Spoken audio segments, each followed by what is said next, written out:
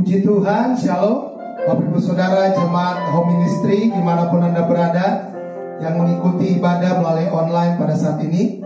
Kita akan sama-sama mempersiapkan hati kita untuk masuk dalam ibadah Home Ministry.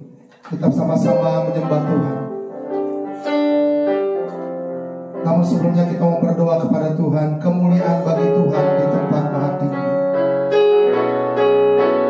Kemuliaan bagi Tuhan di tempat maha tinggi. Kau Raja diagungkan dan dipuji. Datanglah kerajaan-Mu, jadilah kehendak-Mu. Seluruh bumi penuh kemuliaan-Mu. Kemuliaan bagi Tuhan, kemuliaan bagi Tuhan di tempat maha tinggi.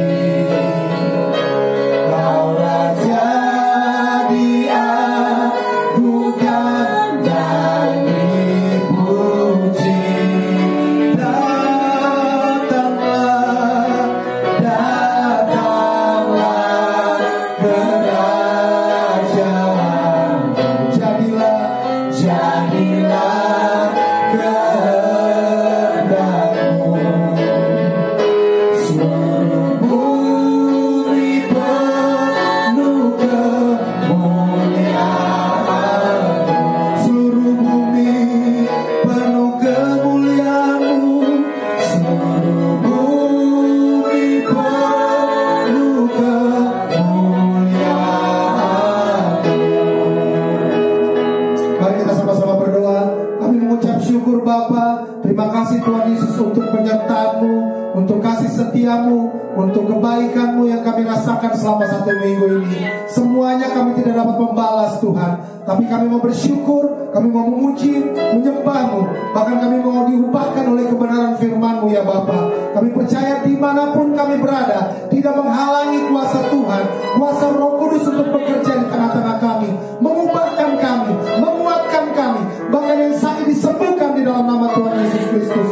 Kami siap untuk masuk dalam ibadah kami. Haleluya. Kami rindu masuk dalam hadirat-Mu Tuhan.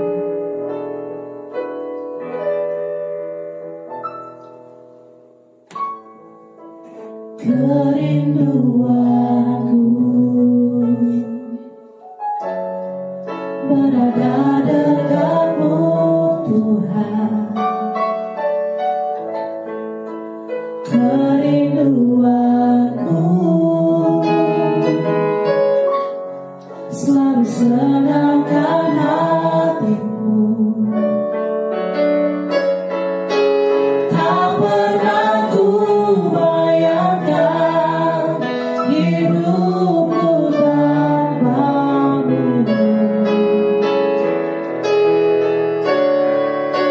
Yang menjadi hasratku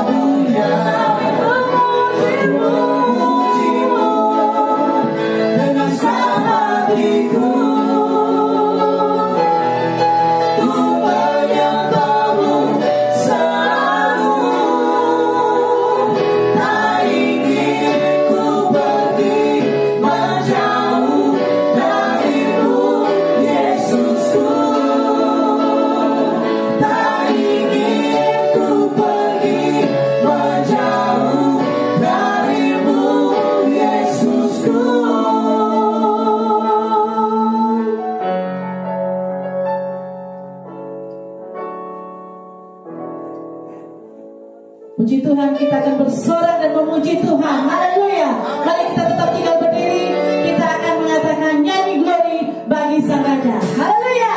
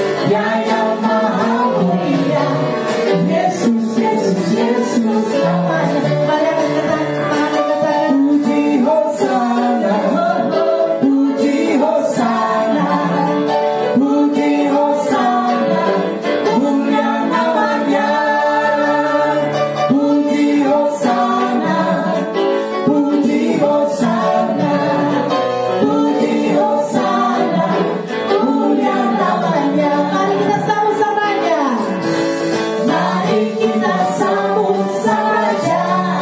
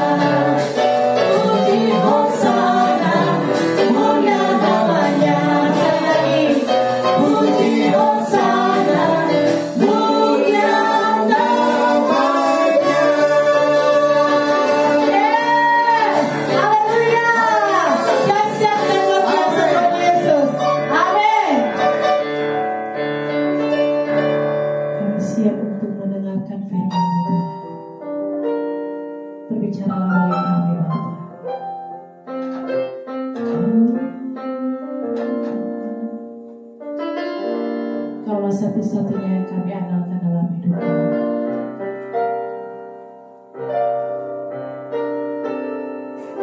Engkau Tuhan yang setia, waktumu selalu yang terbaik. Engkau Tuhan sandaranku, ku hanya berharap padamu. Tuhan yang setia, Engkau Tuhan yang setia, waktumu selalu yang terbaik. Engkau Tuhan sandaranku, dan ku hanya kan berharap padamu. Satu-satunya yang ku andalkan, satu-satunya yang ku percaya.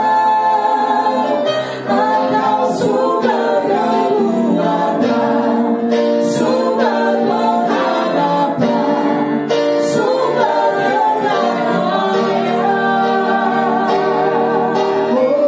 Satu-satunya yang ku andalkan, satu-satunya yang ku percaya. Engkau Tuhan memberkati, Tuhan penyembuhku, Tuhan pulihku.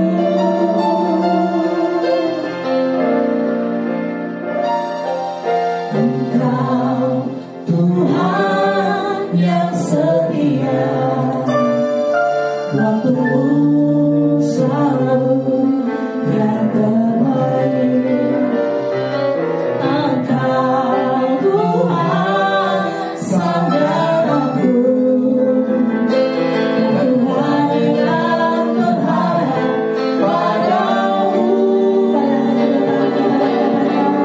Satu-satunya yang ku andalkan, satu-satunya yang ku percaya. Engkau sumber kekuatan, sumber pengharapan, sumber kedamaian. Satu-satunya yang ku andalkan,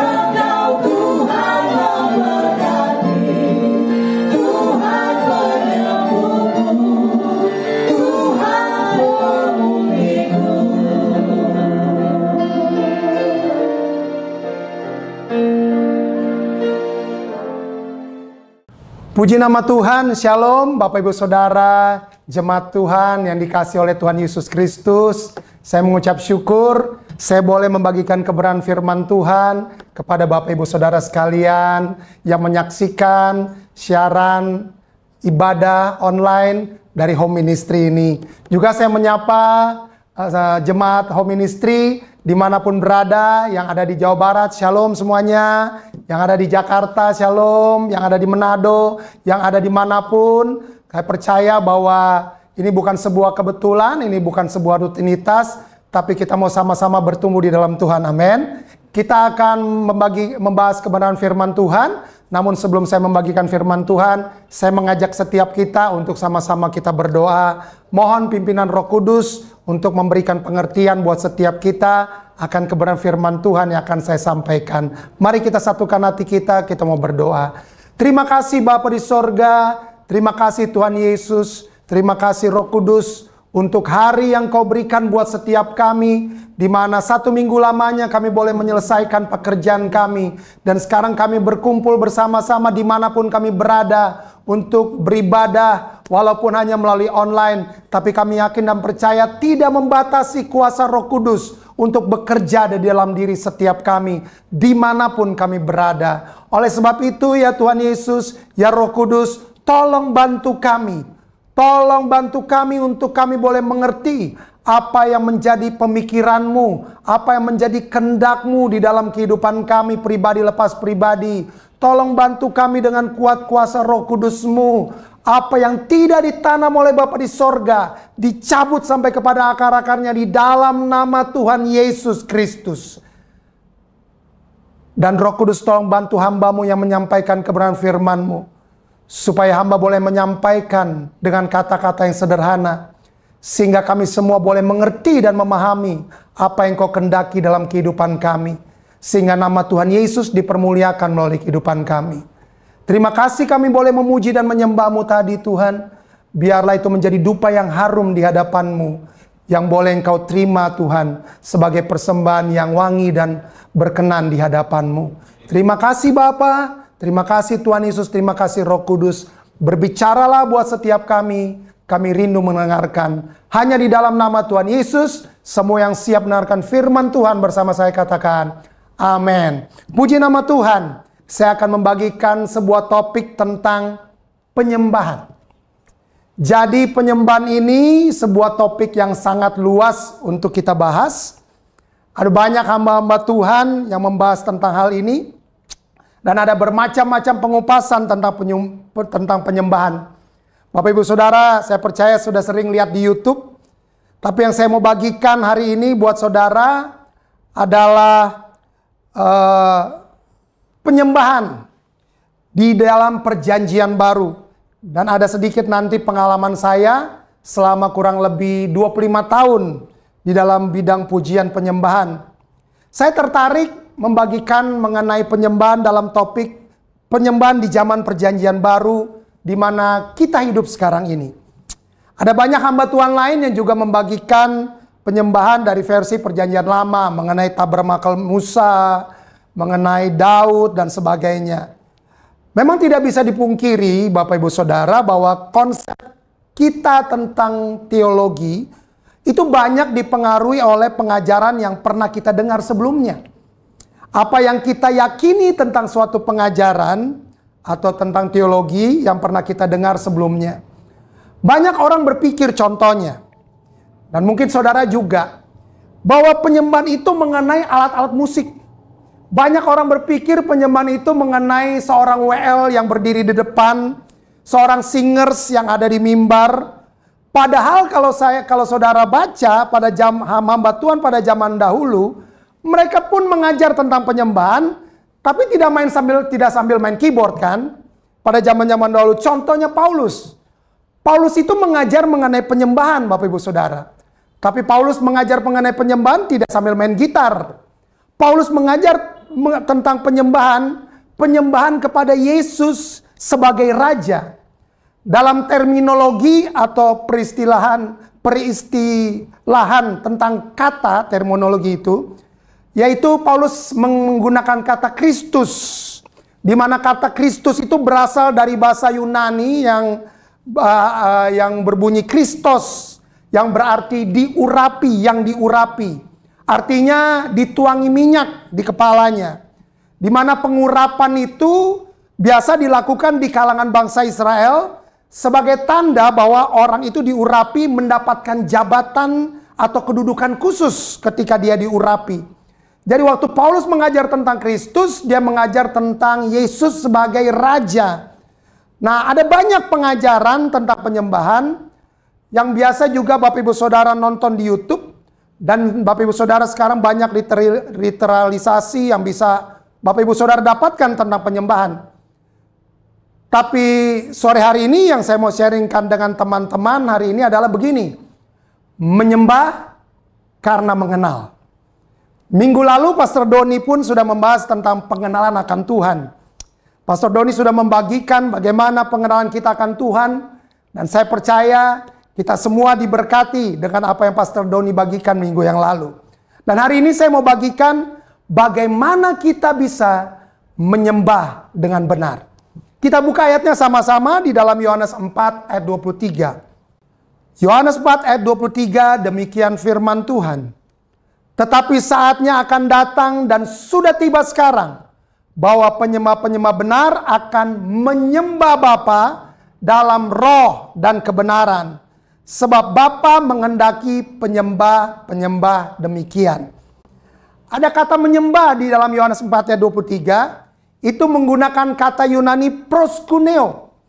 Proskuneo memiliki arti secara harafiah itu adalah mencium. Atau secara figuratif kata ini diartikan juga seperti seekor anjing yang menjilat tangan majikannya. Seperti itulah analogi hubungan kita dengan Tuhan. Dengan Bapa kita di sorga. Dengan Yesus Tuhan kita. Di mana Yesus itu Raja. Dia sebagai Raja kita. Tapi kita juga punya Bapa. Bapa sorgawi yang menjadi Bapa kita. Karena itu saya mau buat pernyataan begini Bapak Ibu Saudara. Penyembahan itu datang akibat dari pengenalan. Sekali lagi.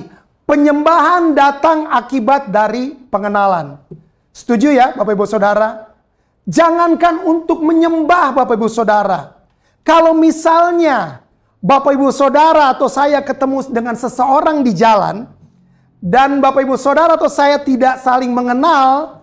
Apakah kita langsung mencium orang itu? Langsung cipika-cipiki, halo, nggak dikenal. Kita langsung cium pipi kiri, pipi kanan. Saya rasa nggak seperti itu Bapak Ibu Saudara. Sama dengan kita menyembah Tuhan. Sedalam apa kita mengenal Tuhan? Sedalam apa kita mengenal pribadi Bapa di sorga? Sedalam apakah kita mengenal pribadi Tuhan Yesus? Maka sedalam itulah kita dapat menyembah Dia. Orang bisa memiliki banyak pengetahuan tentang apapun mengenai Tuhan. Tapi belum tentu mengenal. Karena beda antara cuma tahu dengan mengenal. Itu beda Bapak Ibu Saudara. Karena pengenalan itu sifatnya pribadi. Ini antara kita dengan Tuhan. Di mana Tuhan yang terlebih dahulu memperkenalkan dirinya dahulu kepada kita. Kalau Tuhan bukan Tuhan yang berinisiatif untuk memperkenalkan pribadinya kepada seseorang, maka saya percaya orang tersebut cuma tahu tentang Tuhan, tetapi tidak mengenal Tuhan. Saya kasih contoh. Saya percaya kita semua tahu Joko Widodo, amin. Presiden kita sampai dengan bulan Oktober tahun 2024 ini. Kita tahu semuanya Joko Widodo. Tapi siapa beliau? Bagaimana posisi tidurnya kalau di istana? Apa yang disering lakukan kalau di dalam istana? Kita tidak pernah tahu. Itu hanya kepada orang-orang yang sangat dekat, yang punya hubungan dengan beliau. Itu seorang presiden. Apalagi ini Tuhan, Raja di atas segala raja yang memerintah di dunia ini. Kita mungkin cuma tahu, tapi belum tentu kita mengenal. Nah, kita dapat menyembah Bapa di sorga dengan benar, seperti Yohanes 4 ayat 23 katakan, kalau kita mengenal Dia dengan benar. Dan sekali lagi, hanya Tuhan yang punya inisiatif untuk bisa memperkenalkan dirinya kepada saudara dan saya. Jadi kita harus mengenal pribadinya. Kita bukan hanya tahu namanya. Kita bukan hanya dengar dari orang. Gak cukup sampai di situ saja Bapak Ibu Saudara. Tidak cukup kita hanya mengenal dari luar, apa dari kata orang. Tidak cukup sampai di situ Bapak Ibu Saudara. Kita harus mengenal sifat-sifatnya Tuhan. Kita harus mengenal karakter-karakter daripada Tuhan Yesus. Apa yang paling Dia sukai, apa yang Dia nggak sukai, apa yang Yesus akan kerjakan di bumi ini melalui saudara dan saya, apa yang menjadi kehendak rencananya melalui hidup saudara dan saya. Kita harus kenal sampai di situ Bapak Ibu Saudara. Karena memang itu bertahap saudara. Kita diberikan pengenalan akan Tuhan itu tergantung Tuhan sekali lagi. Mau membukakan pengenalan akan dirinya kepada setiap kita secara bertahap. Dan itu adalah inisiatif dari Tuhan sendiri. Lalu melalui siapa kita bisa kenal Bapa? Kembali ke ayat inti kita Yohanes 4:23. Tetapi saatnya akan datang dan sudah tiba sekarang bahwa penyembah-penyembah benar akan menyembah Bapa dalam roh dan kebenaran, sebab Bapa menghendaki penyembah-penyembah demikian. Saya mau kasih tahu begini. Bapa di sorga itu, kalau saudara baca ayat 20 tadi, ayat 24-nya, saya bacakan ayat 24-nya, itu Bapa di sorga wujudnya itu roh. Bapa itu roh, ayat 24. Dan barang siapa menyembah Dia, harus menyembahnya dalam roh dan kebenaran. Bapa di sorga menurut Yohanes 4 ayat 24, itu adalah roh. Segala sesuatu yang ada di sorga itu sifatnya roh. Semua eksistensi di sorga, baik Bapa dan keadaan ada di sorga, itu semuanya berbentuk roh. Roh itu tidak bisa dilihat. Roh itu tidak bisa dipegang, tidak bisa disentuh. Begitu kan Bapak Ibu Saudara? Tapi ini yang luar biasanya. Bapa itu yang bersifat roh, dan segala sesuatu yang ada di dalam sorga itu sifatnya roh, yang wujudnya roh, itu mau menyatakan pribadinya, mau menyatakan kerajaan sorga, menyatakan dirinya kepada manusia, kepada kita semua yang ada di bumi ini. Maka Bapa, karena itu Bapa menyatakan pribadinya melalui siapa? Melalui Yesus Kristus yang turun ke bumi ini. Saya bacakan Yohanes 1 ayat 18. Tidak seorang pun yang pernah melihat Elohim. Jadi nggak ada satupun manusia yang bisa melihat Bapa. Karena Bapa begitu kudus, kita tidak bisa melihat Bapa. Tetapi anak tunggal Bapa yang ada di pangkuan Bapa, siapa namanya? Ya, Yesus Kristus. Dialah yang menyatakannya. Jadi kita bisa lihat pribadi Bapa di sorga, seperti apa sifat-sifat Bapa di sorga, seperti apa sistem daripada kerajaan sorga itu melalui pribadi Yesus Kristus. Karena Yesus itu membuat apa yang tidak nampak, apa yang belum nyata, menjadi nyata di bumi. Siapa Yesus itu? Dia adalah firman Tuhan. Dia adalah pikirannya Bapa. Saudara bisa baca Yohanes 1 ayat 1 dan 14. Jadi kita bisa mengenal Bapa di sorga karena kita kenal Yesus. Dari mana kita kenal Yesus? Kita mendengar cerita. Kita baca di Alkitab apa yang Yesus pernah lakukan selama di bumi. Bahkan lebih lagi ini yang luar biasanya bagi kita yang hidup di perjanjian baru. Dikatakan bahwa Yesus yang juga adalah Sang Firman, sekarang ini tinggal berdiam di dalam saudara dan saya yang percaya kepadanya. Karena Dia tinggal dan berdiam di dalam diri saudara dan saya, karena itu kita bisa menyembah Bapa. Karena ada Roh Kudus, ada pribadi Yesus yang ada di dalam setiap kita orang percaya. Itu luar biasanya hebat Tuhan kita. Karena itu begini Bapak Ibu Saudara, penyembahan itu nggak bisa dipaksakan. Penyembahan itu sesuatu yang keluar dari dalam hati kita. Jadi ada banyak WL, termasuk saya dulu seorang WL, saya sering memaksakan jemaat, ayo menyembah Tuhan. Tetapi setelah saya tahu bahwa penyembahan itu tidak bisa dipaksakan. Karena penyembahan itu berasal dari hati, berasal dari pengenalan akan Tuhan. Nah, penyembahan itu, waktu kita menyembah, biarlah itu terjadi karena kita punya hubungan. Karena kita terkoneksi dengan Tuhan. Itu yang dimaksud dengan penyembah yang benar. Kan kita ini semua makhluk penyembah. Karena itu saya percaya kita harus mengerti akan hal ini. Artinya, kalau kita menyembah tanpa punya hubungan, berarti kita cuma punya agama. Sekali lagi, kalau kita menyembah Tuhan, tapi tidak punya hubungan dengan Tuhan, kita hanya melakukan ritual agamawi saja. Saya bahas sedikit di Perjanjian Lama. Pernah mendengar kata mesbah? Apa arti kata mesbah, saudara? Lalu untuk apa ada mesbah? Menurut saya, mesbah ada karena dosa. Itu menurut saya. Mesbah itu begini. Suatu panggilan dari Tuhan untuk mendekat. Yang merupakan inisiatif dari Tuhan agar manusia bisa membangun hubungan keintiman dengan Tuhan dan Tuhan bisa membangun hubungan keintiman dengan manusia. Karena dasarnya manusia tidak pernah bisa menghampiri Bapa di sorga. Akibat apa? Akibat dosa yang ada dalam diri manusia. Karena itu Tuhan melakukan hal tersebut. Karena Tuhan sangat mencintai manusia. Tuhan sangat mencintai saudara dan saya. Dan Tuhan tidak mengancam manusia kalau manusia tidak melakukan hal tersebut. Jadi intinya Bapak Ibu Saudara, hanya Tuhan yang punya ide untuk mendirikan mesbah. Supaya manusia, supaya saudara dan saya bisa mendekat kepada Tuhan.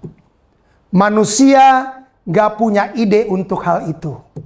Manusia cuma punya ide untuk buat agama. Apa itu? Bagaimana caranya supaya kita dapat menghampiri Tuhan. Tapi Tuhan yang punya ide untuk manusia bisa berhubungan dengan Tuhan melalui pengenalan akan Tuhan. Makanya kalau kita sebagai penyembah-penyembah yang benar, waktu kita menyembah hanya dengan spirit agama, dengan spirit religion, maka percuma menurut saya Bapak Ibu Saudara. Jangan harap ada manifestasi. Karena penyembahan itu, saya ibaratkan, penyembahan tanpa hubungan itu, ibarat zaman sekarang, motor atau mobil listrik. Sekarang kan motor atau mobil listrik lagi mulai dipakai kan, yang tanpa baterai. Nah, sama. Waktu kita penyembahan tapi tidak punya hubungan, itu sama dengan mobil atau motor listrik yang tanpa baterai. Kita nggak bisa terkoneksi dengan Tuhan. Kita hanya melakukan secara spirit agama saja. Jadi, mari kita sama-sama menyembah karena kita mengenal pribadi Tuhan. Saya mau katakan begini Bapak Ibu Saudara. Semua tulisan teologis yang paling hebat sekalipun, semua hikmat daripada manusia, tidak bisa menyingkapkan kebaikan, tidak bisa menyingkapkan kelayakan Tuhan untuk disembah. Waktu bumi dan segala isinya belum diciptakan pada waktu itu, seorang malaikat yang bernama Lucifer itu pemimpin pujian penyembahan di sorga. Saya mau katakan begini, satu malaikat paling jelek di sorga, nyanyinya lebih keren daripada Celine Dion. Malaikat ini Bapak Ibu Saudara, itu organ tubuhnya itu instrumen musik. Ada harpa di tubuhnya, ada tamborin, ada semua instrumen musik. Sehingga pada waktu itu timbullah keangkuhan, timbullah kesombongan di sorga. Waktu itu manusia belum jatuh dalam dosa, Bapak Ibu Saudara. Dosa belum ada, tapi keangkuhan sudah mulai di lingkungan sorga pada waktu itu. Iblis baru berpikir, iblis cuma berpikir pada waktu itu, kenapa cuma Tuhan yang disembah? Aku mau menyamai yang maha tinggi. Itu ada di firman Tuhan. Waktu malaikat ini memimpin jutaan malaikat untuk menyembah pada waktu itu, timbul keinginan dia untuk juga mau disembah seperti Tuhan. Dia lihat, wow, keren banget. Sekali-sekali jangan cuma buat Tuhan dong. Buat gua dong sekali-sekali. Iblis cuma berpikir seperti itu. Apa yang terjadi? Tuhan langsung buang ke bumi. Dan Tuhan gak menyesal buang malaikat ke bumi karena sombong. Dan pada waktu itu pun iblis gak bisa buat Tuhan menyesal karena Tuhan membuang iblis. Iblis gak bisa bilang, Tuhan, karena Tuhan yang buang saya ke bumi, gak ada lagi tuh yang bisa pimpin penyembahan seperti saya. Iblis gak bisa ngomong seperti itu. Kan cuma saya Tuhan. Malaikat lain bisa ikut menyembah di sorga karena saya Tuhan. Iblis gak bisa ngomong seperti begitu. Dulu waktu saya pertama-tama pimpin pujian, saya rasa begitu. Wah, kalau lagi pimpin pujian, hadirat Tuhan turun. Saya berpikir bahwa, oh, ini karena saya yang pimpin pujian. Tapi setelah saya mempelajari bahwa bukan karena itu, Bapak Ibu Saudara. Karena itu adalah cara berpikirnya iblis pada waktu itu. Dia berpikir bahwa Tuhan akan menyesal membuang dia ke bumi. Karena hanya dia yang bisa untuk memimpin penyembahan pada waktu itu.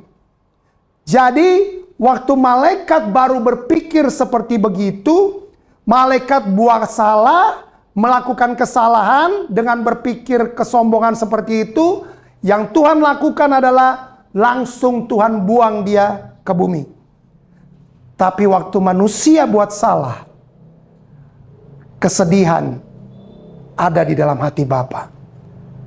Bapa yang cari manusia waktu manusia berbuat dosa. Adam, Adam, di manakah engkau? Sampai akhirnya Yesus turun menebus saudara dan saya. Sampai akhirnya saudara dan saya bisa panggil dia Bapa. Inilah yang dinamakan tentang pengertian karena pengenalan kita akan Tuhan. Makanya penyembahan itu bersifat pribadi. Penyembahan itu bukan sifatnya transaksional dengan Tuhan. Mungkin kalau saudara baca di dalam perjanjian lama, banyak orang yang hidup dalam perjanjian lama, hubungannya dengan Tuhan secara transaksional. Kalau saya buat begini, maka Tuhan akan lakukan ini. Kalau saya nggak buat begini, Tuhan tidak akan lakukan ini. Itu hubungan yang transaksional. Itu seperti hubungan budak dengan tuannya. Budak melakukan kerjanya, maka digaji oleh tuannya. Budak tidak melakukan kerjanya, maka tidak dibayar oleh tuannya. Itu di zaman perjanjian lama. Karena memang pada waktu itu Roh Kudus di zaman perjanjian lama ini sedikit belum menetap, belum berdiam di dalam orang percaya. Orang-orang pada waktu itu harus berbuat sesuatu dulu supaya Roh Kudus mau datang sama orang tersebut.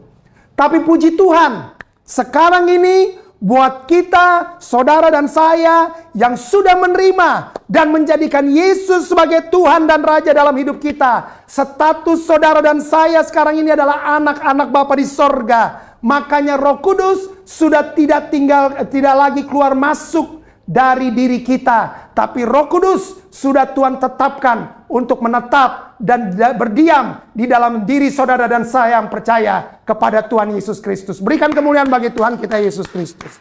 Roma 8 ayat 15 sampai 17 katakan begini. Sebab kamu tidak menerima roh perbudakan yang membuat kamu menjadi takut lagi, tetapi kamu telah menerima roh yang menjadikan kamu anak Bapa. Oleh sebab itu kita berseru, Ya Aba, Ya Bapa. Ayat 16. Roh itu bersaksi bersama-sama dengan roh kita bahwa kita, saudara dan saya, adalah anak-anak Bapa. Ayat 17. Dan jika kita adalah anak, maka kita juga adalah ahli waris. Maksudnya adalah kita semua adalah orang-orang yang berhak menerima janji-janji Bapa yang akan menerimanya bersama dengan Kristus, yaitu jika kita menderita bersama-sama dengan Dia, supaya pada akhirnya kita juga dipermuliakan bersama-sama dengan Dia. Luar biasa firman Tuhan ini.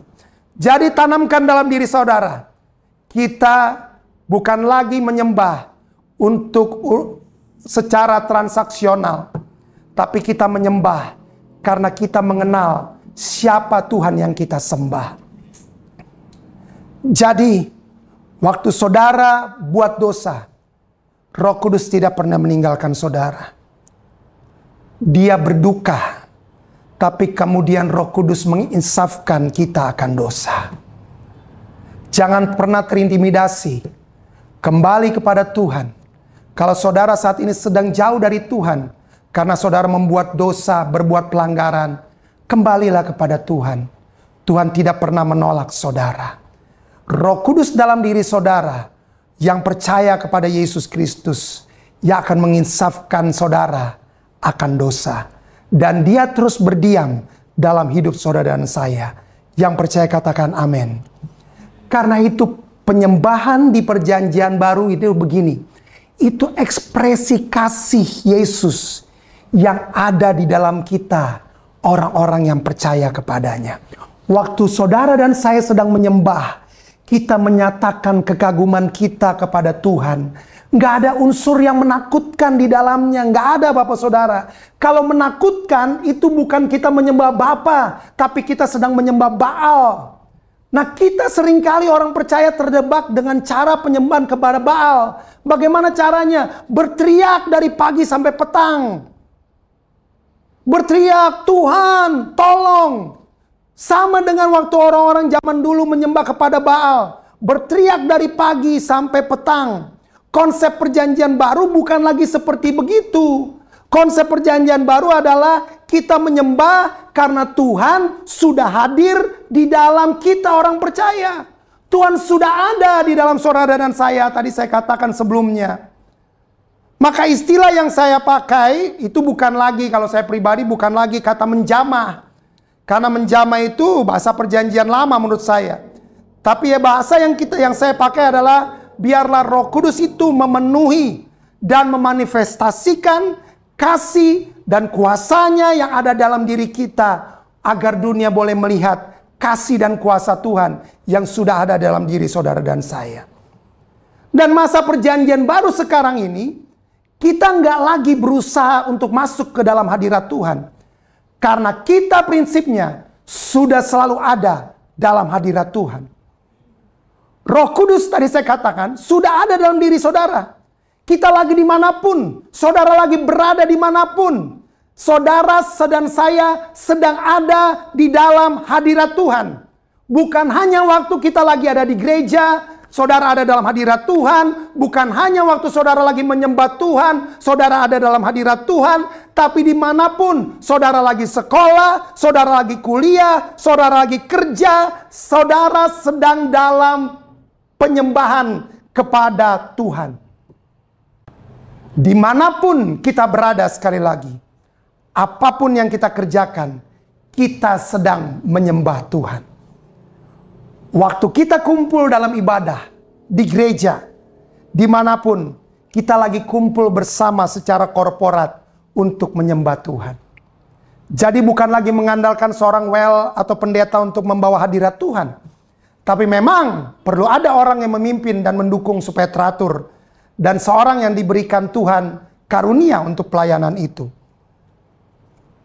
Tapi percayalah bahwa di dalam perjanjian baru ini, saudara dan saya adalah orang-orang yang sudah ditetapkan untuk menyembah Tuhan dimanapun kita berada.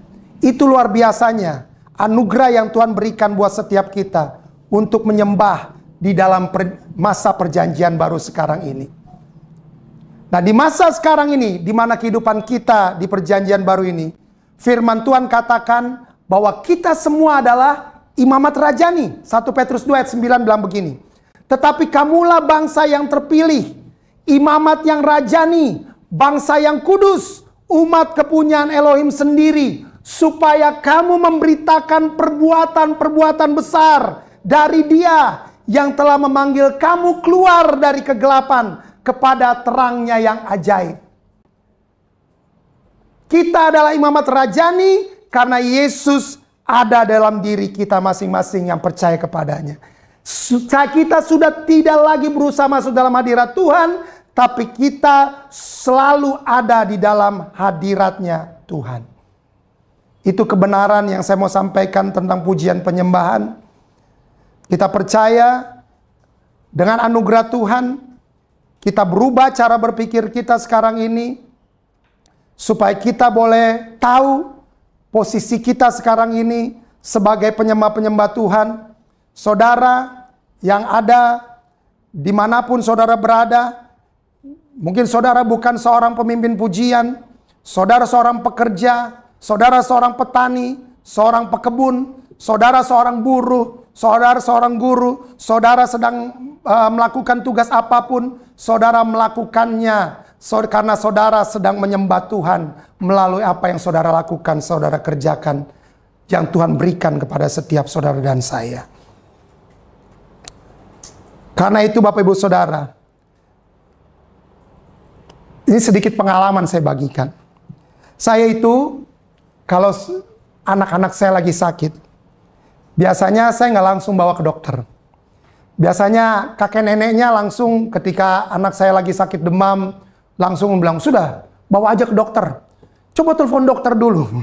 Itu biasa, oma opa begitu. Kalau lihat cucunya sakit, udah panik.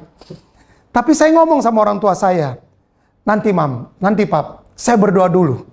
Jadi biasanya yang saya lakukan kalau anak saya sakit, biasanya anak yang kedua pada waktu itu, saya gendong dia, saya ajak memuji menyembah Tuhan. Saya gendong dia, saya sambil memuji menyembah Tuhan. Dan luar biasanya, mujizat terjadi. Jadi ketika sebelum dibawa ke dokter, dia sudah sembuh duluan. Melalui apa? Melalui pujian penyembahan. Itu pengalaman saya bagikan sedikit bahwa pujian penyembahan yang kita naikkan di hadirat Tuhan, itu efeknya juga bisa membawa kesembuhan buat setiap kita. Kembali lagi ke Yohanes 4 ayat 23-24. Tetapi saatnya akan datang dan sudah tiba sekarang, bahwa penyembah-penyembah benar akan menyembah Bapa dalam roh dan kebenaran. Sebab Bapa menghendaki penyembah-penyembah yang demikian. Kalau saudara baca tadi di situ ada kalimat penyembah-penyembah benar. Jadi apanya yang benar, Pastor? Orangnya yang benar dulu, baru bisa dibilang penyembah benar. Sementara semua manusia nggak ada yang benar. Alkitab katakan manusia cuma dibenarkan. Cuma dibenarkan, kita semua cuma dibenarkan oleh penebusan Tuhan Yesus Kristus. Roma 3, 23-25. Semua orang telah berbuat dosa, kehilangan kemuliaan Elohim. Karena kasih karunia kita dibenarkan cuma-cuma karena penebusan Kristus. Jadi apa itu penyembah-penyembah benar? Di dalam ayat tadi, apanya yang benar? Konsep penyembahannya yang harus benar. Bahwa kita sudah terlebih dahulu ditebus, kita sudah terlebih dahulu dibenarkan, diselamatkan dengan cuma-cuma oleh karena Yesus Kristus. Karena itu kita cuma bisa bersyukur, menyembah Dia dengan segenap hati kita kepada Tuhan Yesus Kristus. Karena kalau tidak ada Yesus, kita semua pasti binasa. Tapi ada juga bagian firman lain di dalam 1 Yohanes 2 ayat 1-2. Dikatakan begini, 1 Yohanes 2 ayat 1-2. Anak-anakku, hal-hal ini kutuliskan kepada kamu supaya kamu jangan berbuat dosa. Namun jika seseorang berbuat dosa, kita mempunyai seorang pengantara kepada Bapa, yaitu Yesus Kristus yang adil. Dan Ia adalah pendamaian untuk segala dosa kita. Bukan hanya untuk dosa kita saja, tapi juga untuk dosa seluruh dunia. Ada ditulis di situ, karena kita mendapatkan kasih karunia di hadapan Tuhan, jangan berbuat dosa. Kenapa Tuhan larang kita untuk berbuat dosa? Karena dosa merupakan pintu masuk untuk si jahat masuk. Jadi ketika kita buat dosa, Siapa yang hukum kita? Mayoritas orang menjawab bahwa Tuhan yang hukum. Saya mau kasih tahu, bukan Tuhan yang hukum, melainkan hukum dosa itu sendiri yang menghukum kita. Diri kita sendiri kebanyakan yang menghakimi kita. Makanya jangan buat dosa. Karena dosa adalah pintu untuk si jahat masuk. Dia curi apa yang menjadi hak kita. Waktu kita izinkan masuk melalui dosa, dia curi apa yang menjadi hak kita. Sampai akhirnya dia membunuh dan membinasakan. Itulah konsekuensi kalau seseorang membuka pintu untuk dosa. Kalimat selanjutnya, namun jika kita berbuat dosa, kita mempunyai seorang pengantara pada Bapa, yaitu Yesus Kristus yang adil. Yesus adalah pengacara kita. Yesus adalah lawyer kita di hadapan Bapa di sorga. Dia mati 2000 tahun yang lalu buat dosa saudara dan saya. Dosa masa lalu saudara, dosa yang sedang saudara lakukan, bahkan dosa nanti yang akan saudara lakukan, sudah diampuni oleh Yesus. Yang benar Pak Pendeta. Itu yang mesti ditengking yang kayak begitu. Yang tidak percaya bahwa Yesus sudah mati 2000 tahun yang lalu, amin. Padahal waktu Yesus mati kita aja belum lahir. Berarti itu dosa masa depan yang kita lakukan jauh sesudah Yesus mati buat kita 2000 tahun yang lalu. Nggak ada yang bilang, kalau kita nggak minta ampun bagaimana mau diampuni. Saya cuma bisa mau bilang begini, kenalah lebih dalam lagi kepada Tuhan yang saudara sembah. Karena ketika kita mengenal lebih lagi kepada Tuhan, maka kita bisa tahu pribadi Tuhan. Bahwa Tuhan tetap mencintai saudara dan saya waktu kita berbuat dosa. Dan dia tetap menunggu untuk saudara dan saya kembali kepada Tuhan. Nggak akan pernah habis hal-hal itu Tuhan berikan buat setiap kita. Karena Tuhan sangat mengasihi kita. Tuhan sangat mencintai kita. 1 Yohanes 2 ayat 2 dibilang begini, dan Yesus adalah pendamaian untuk segala dosa kita. Dan bukan untuk dosa kita saja, tapi juga dosa untuk seluruh dunia. Dosa kita sudah ditebus oleh kuasa darah Yesus. Sehingga kita bisa menjadi penyembah-penyembah Bapa di dalam roh dan kebenaran. Tidak perlu lagi ada intimidasi. Tidak perlu lagi ada ketakutan. Karena ketika kita berbuat salah, kita cukup minta ampun kepada Tuhan. Jika kita mengaku dosa kita, akui semua di hadapan Tuhan, maka Tuhan itu setia dan adil. Tuhan akan mengampuni semua dosa kita. Dan kita dengan lega bisa kita kembali untuk menyembah Tuhan. Tapi ada orang-orang yang sudah minta ampun sampai memohon-mohon 7 hari 7 malam. Jungkir balik sampai jungkir balik. Nggak pernah bisa diampuni. Siapa mereka? Mereka orang-orang yang gak percaya kalau Yesus adalah Tuhan. Karena cuma Yesus yang bisa mengampuni dosa dan jadi perantara antara kita dengan Bapa di sorga. Karena dia adalah pendamaian untuk dosa dan saudara dan saya. Karena kalau kita minta ampun, kita buat salah kita minta ampun, bukan cuma pada Tuhan saja, tetapi kita juga membuat perdamaian dengan sesama kita. Karena itu perintah daripada Tuhan. Manusia perlu melakukan pendamaian dengan sesamanya. Karena ini yang Matius 5 ayat 23 dan 24 bilang.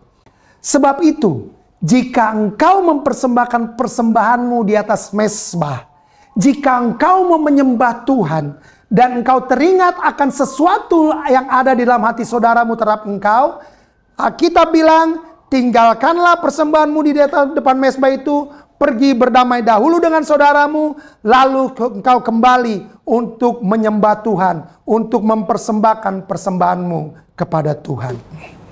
Karena itu saya mau bagikan hal ini pada sore hari ini, supaya kita memiliki pemahaman yang benar akan penyembahan kepada Tuhan. Karena mungkin ada banyak hal yang kita dengar dulu tentang Tuhan itu salah. Saya akui juga dari kecil banyak hal yang dari kecil dengar itu salah. Sehingga mengubah cara konsep kita itu perlu kasih karunia Tuhan.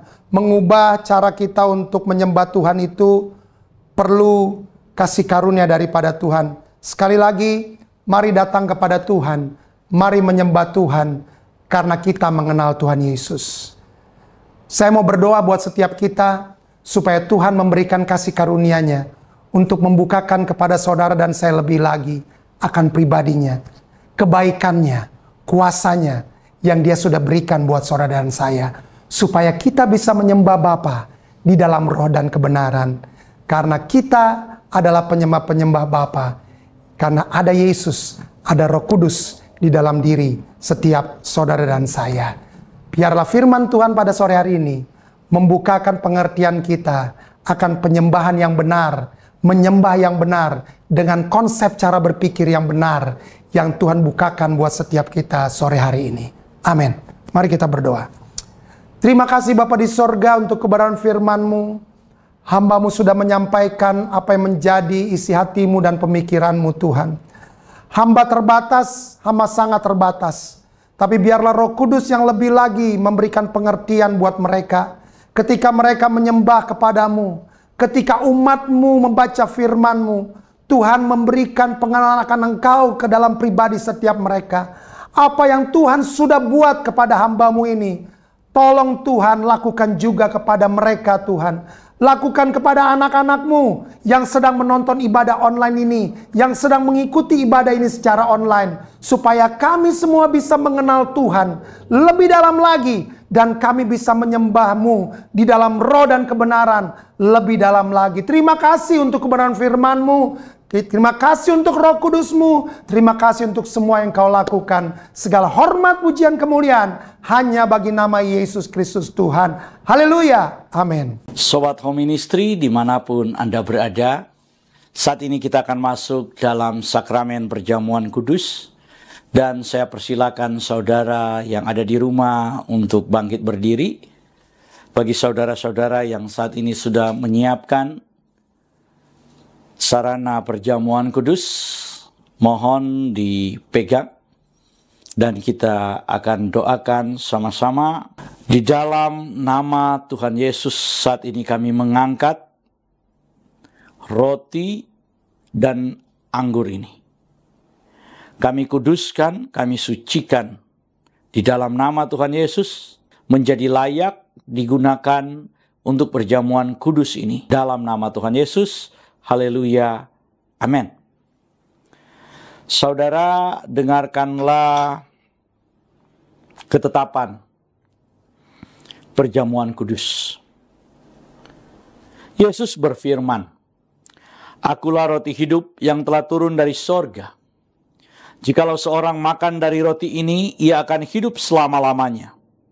Dan roti yang kuberikan itu ialah dagingku, ia akan kuberikan untuk hidup dunia."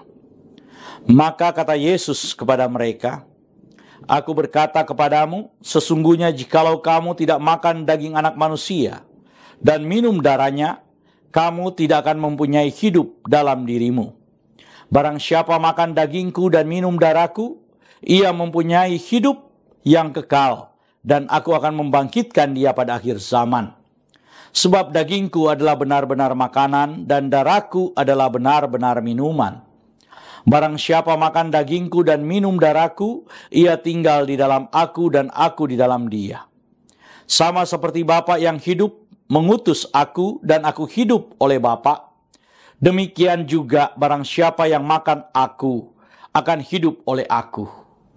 Inilah roti yang telah turun dari sorga, bukan roti yang dimakan nenek moyangmu dan mereka telah mati. Barang siapa makan roti ini, ia akan hidup selama-lamanya." Dan ketika mereka sedang makan, Yesus mengambil roti, mengucap syukur, memecah-mecahkannya, lalu memberikan kepada murid-muridnya dan berkata, "Ambillah, makanlah, inilah tubuhku." Sesudah itu Tuhan Yesus mengambil cawan, mengucap syukur, lalu memberikannya kepada mereka sambil berkata, "Minumlah kamu semua dari cawan ini, sebab inilah darahku, darah perjanjian yang ditumpahkan bagi banyak orang untuk pengampunan dosa." Kalau saudara percaya bahwa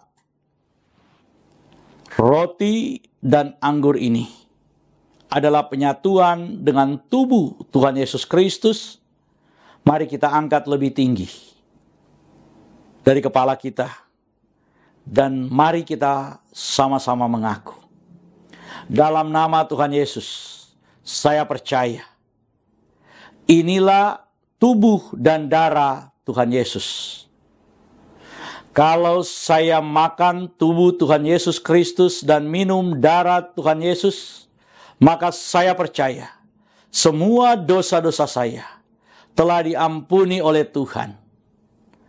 Saya percaya kalau saya makan tubuh Tuhan Yesus dan minum darah Tuhan Yesus, maka semua kutuk telah dipatahkan.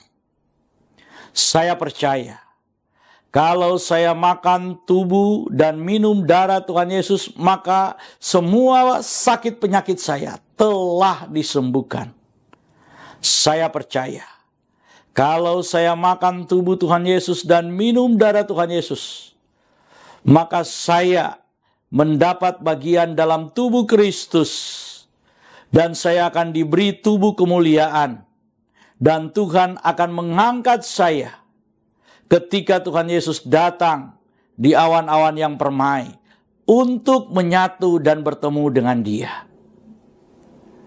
Saya percaya inilah tubuh dan darah Tuhan Yesus Kristus.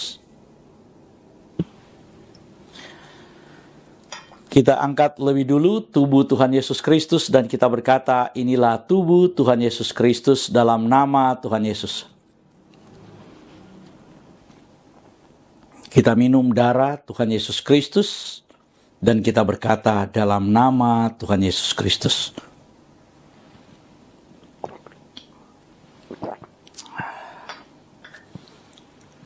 Mari kita mengucap syukur bersama-sama. Karya terbesar dalam hidupku, pengorbananmu yang selamatkanku, Engkaulah harta yang tak ternilai, yang ku miliki dan ku hargai. Yesus, Engkau ku kagumi.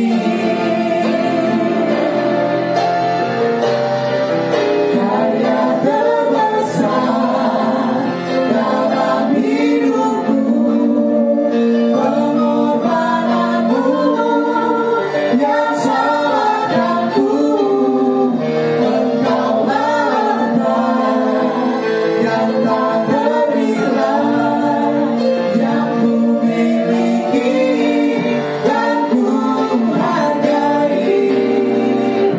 Yesus, Engkau ku kagumi.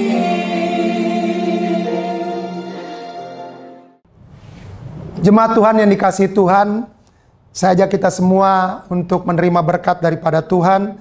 Saya tidak bisa memberkati Bapak Ibu Saudara, tapi ketika Bapak Ibu Saudara aminkan setiap kata berkat yang diucapkan, itu akan terjadi di dalam diri setiap saudara. Mari angkat kedua tanganmu dan terimalah berkat dari Bapa di sorga. Tuhan memberkati engkau dengan berkat yang melimpah yang Tuhan sudah berikan kepada saudara.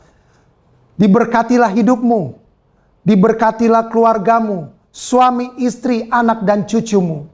Diberkatilah usaha dan pekerjaanmu. Diberkatilah sekolah studi anak-anakmu dan cucumu.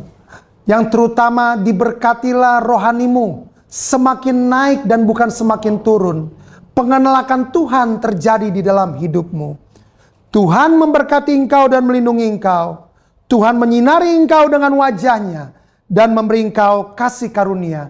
Tuhan menghadapkan wajahnya kepadamu dan memberi engkau damai sejahtera. Terimalah berkat yang terbaik dari Bapa di sorga, Tuhan Yesus Kristus. Haleluya. Semua yang diberkati Tuhan sama-sama katakan amin.